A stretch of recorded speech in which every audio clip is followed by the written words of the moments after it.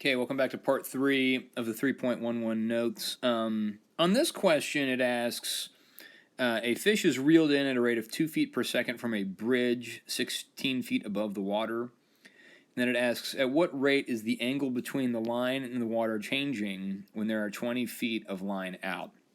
Okay, so the first thing I'm going to do is draw a picture of what's going on here. We currently have the 16-foot wall, and then the fish is down over here. So let me go ahead and draw that in. Okay, so I've drawn that in, and hopefully you have also kind of drawn the same similar picture of labeling this distance here as, say, something like x, and the length of the reel as something like z. But we're really concerned about the change in this angle. So as we reel in this fish, okay, this distance gets smaller, and our angle measure is actually going to get bigger, okay?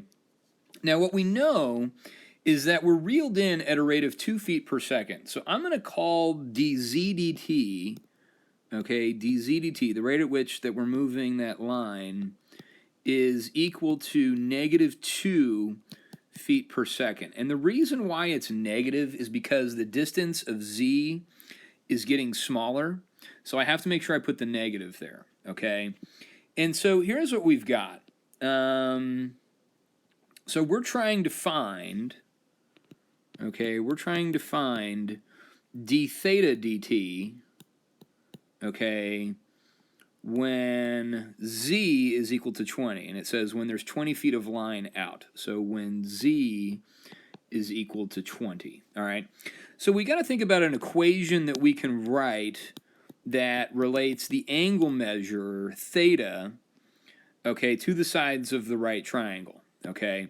And so what I want to use is a trig function, okay? And so because z is what changes, okay, and theta changes, okay, I want to use z theta in something that's constant, okay? And I'm going to use the length of the bridge, which is 16 feet, okay?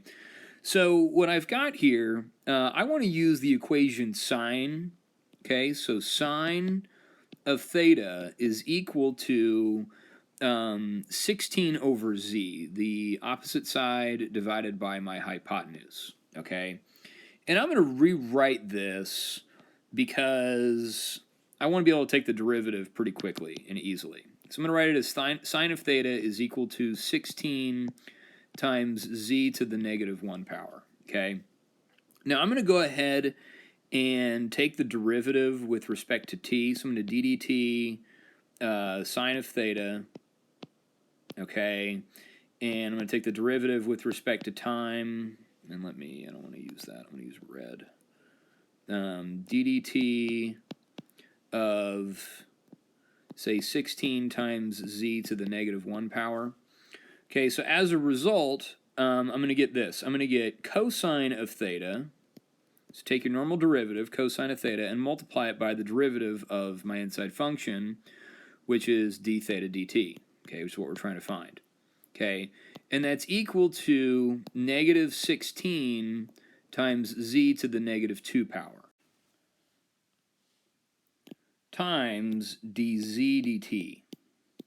Okay, so let me rewrite this as cosine of theta times d theta dt is equal to -16 times dz dt all over z squared, okay? And so what I'm going to do now is I'm going to solve for d theta dt. I'm going to go ahead and divide both sides by cosine of theta. Divide this whole thing by cosine of theta. All right, so I end up getting this. I end up getting that d theta dt is equal to -16 times dz dt, okay, divided by z squared all over cosine of theta. Okay, so I have dz dt. I know that that's -2. I know that z is 20, but I don't know what cosine of theta is. So let's go back to our triangle here, and let's try and figure that out. If I wanted to find cosine of theta, okay, then that means I would take my adjacent side, which is x, divided by z. Now, I know that z is equal to 20, okay, but I don't know what x is, okay, but I could use Pythagorean theorem to figure that out, okay. I could do x squared plus 16 squared is equal to 20 squared, okay, and so as a result, I get x squared plus 256 is equal to 400. And so subtract by 256 on both sides, and I get that x squared is equal to 144. So then x is equal to 12. Okay, so x equals 12 in this case. So if I take 12 over 20, which is my adjacent side divided by my hypotenuse, okay, that really simplifies down to 3/5. Okay, and that's what I want to use for cosine of theta. Okay, so I'm going to come back over here, and I'm going to plug in what I've got. And so I get d theta dt is equal to negative 16 times negative 2 divided by 20 squared all over 3/5. Okay, so I have a fraction being divided by a fraction, and so I get this. Let me simplify that, and we're going to end up getting positive 32 over 400, which is 20 squared. So negative 16 times negative 2 is 32. 20 squared is 400 times 5/3. Okay? And so what I'm going to get, the 5 and the 400 divide out to 80. So I'm going to get 32 over 80 times 3, which is going to give me 240. Okay? And that's going to end up simplifying down to positive 2 over 15. Each of those are divisible by 16. Okay, and this is in radians per second. Okay, so that's my rate. That's the rate at which theta changes. Now, hopefully, hopefully makes a little bit of sense to you, but what I want you to notice is that the rate at which theta is changing is positive. Okay, and it you can kind of screw up your signs, but we know that if we reel that fish in, okay, as this line moves over, as the fish goes in, that angle that's created is getting larger and larger and larger, okay?